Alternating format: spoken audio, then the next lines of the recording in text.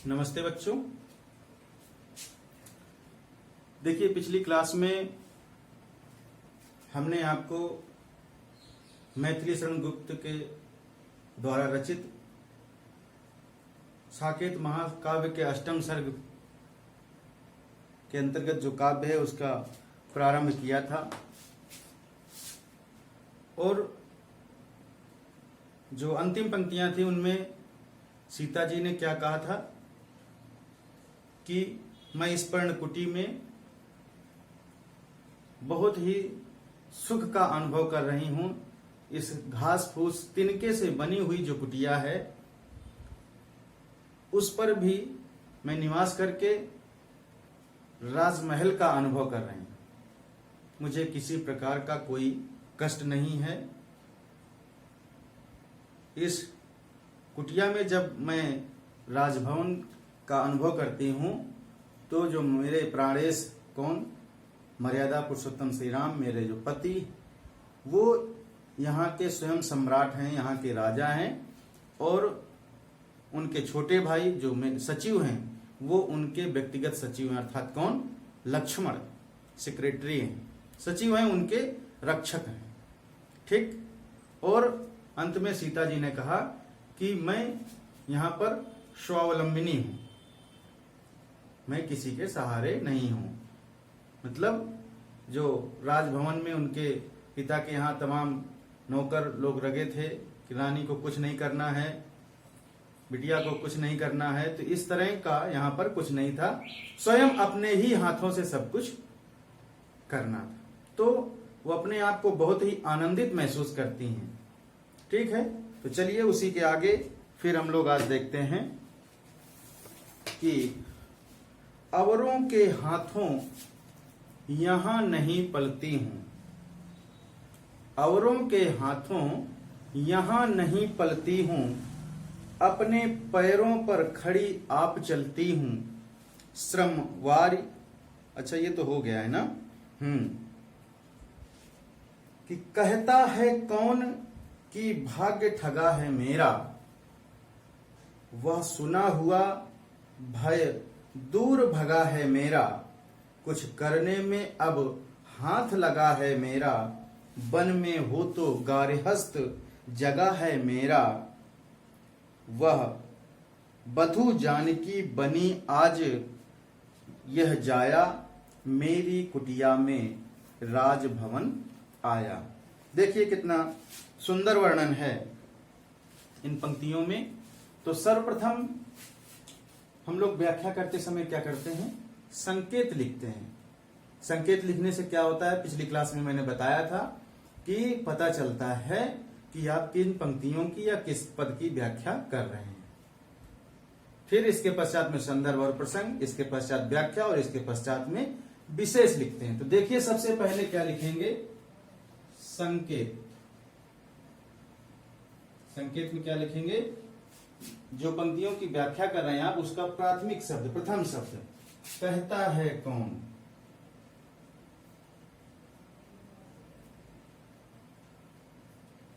ठीक। इसके पश्चात में डाट डाट डाट करके क्या लिखेंगे, राजभवन मन भाया।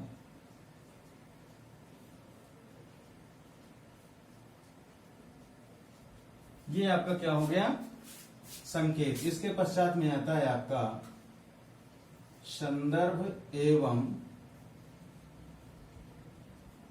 प्रसंग। तो संदर्भ और प्रसंग के अंतर्गत क्या लिखेंगे कि प्रस्तुत काव्य पंक्तियां हमारी पाठ्यपुस्तक आधुनिक हिंदी काव्य के जो द्विवेदी युग के बहुत ही प्रमुख कवि हैं मैथिली शरण गुप्त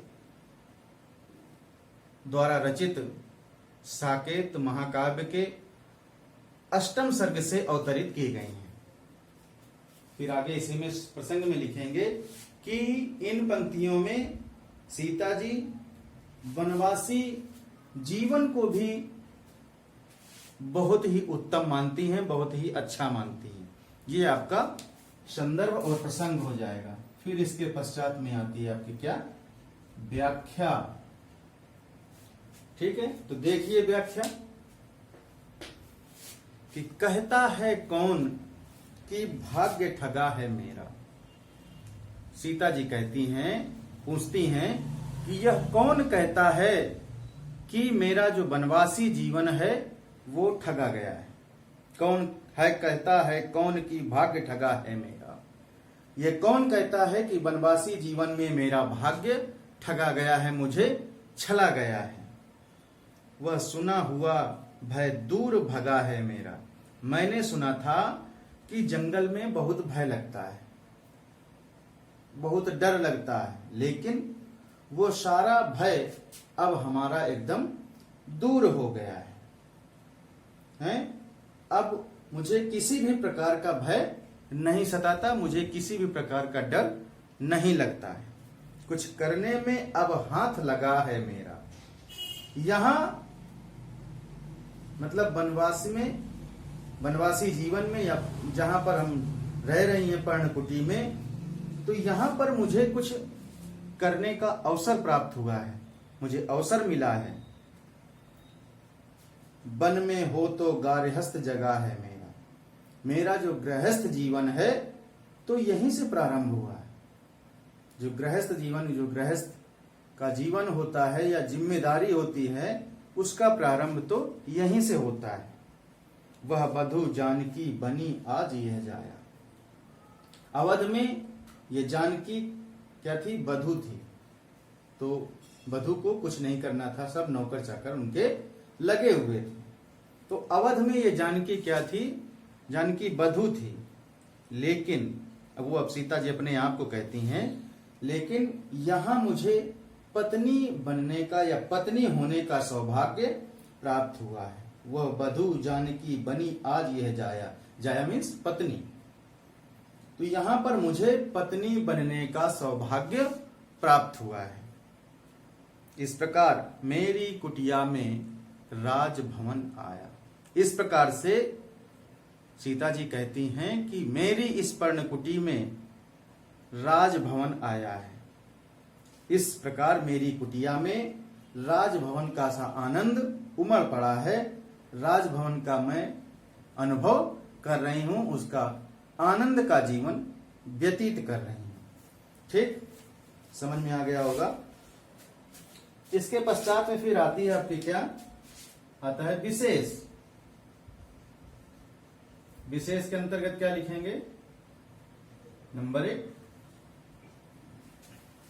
कि यहां पर राजभवन और वन का अंतर विलक्षण है। राजभवन और वन का अंतर विलक्षण है। ठीक। नंबर 2 अनुप्रास अलंकार का प्रयोग है।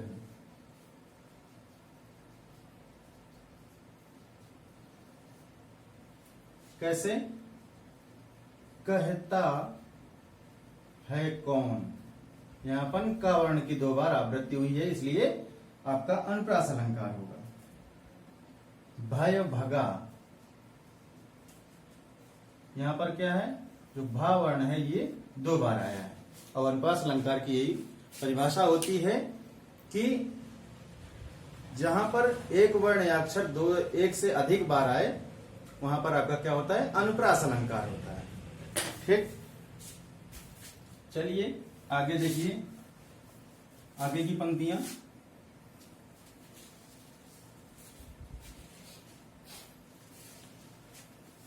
कि आर्य राजहंस तू तरस तरस क्यों रोती, तू सुक्ति वंचिता कहीं मैथिली होती, तो श्यामल तनु के श्रमज बिंदुमय होती, निज व्यंजन पक्ष से तू अंकोर सुध खोती, जिन पर मानस ने पदम रूप मुह बाया, मेरी कुटिया में राजभवन आया।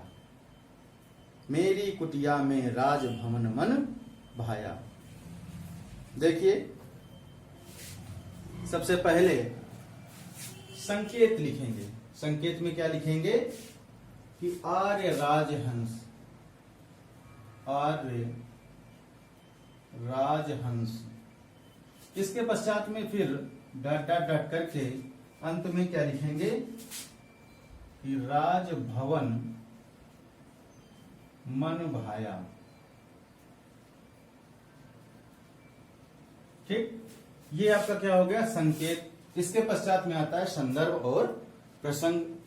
तो संदर्भ और प्रसंग में लिखेंगे कि प्रस्तुत काव्य पंक्तियां हमारी पाठ्य पुस्तक आधुनिक हिंदी काव्य के द्विवेदी युग के प्रमुख कवि जो राष्ट्रकवि के नाम से या राष्ट्रकवि उपनाम से प्रसिद्ध हैं, मैथिली शरण गुप्त द्वारा रचित साकेत की अष्टम सर्ग से अवतरित की गई हैं। और इन पंक्तियों में महारानी कौन, जानकी मतलब सीता जी राजहंसिनी को संबोधित करती हुई कह रही हैं। ठीक, ये आपका प्रसंग हो जाएगा। इसके पश्चात में फिर आती है आपकी क्या व्याख्या। और इस व्याख्या से पहले आप देखिए कुछ जो कठिन शब्द हैं उनके अर्थ देख लीजिए। अंकोर, अंकोर का अर्थ होता है गोद, और सुक्ति वंचिता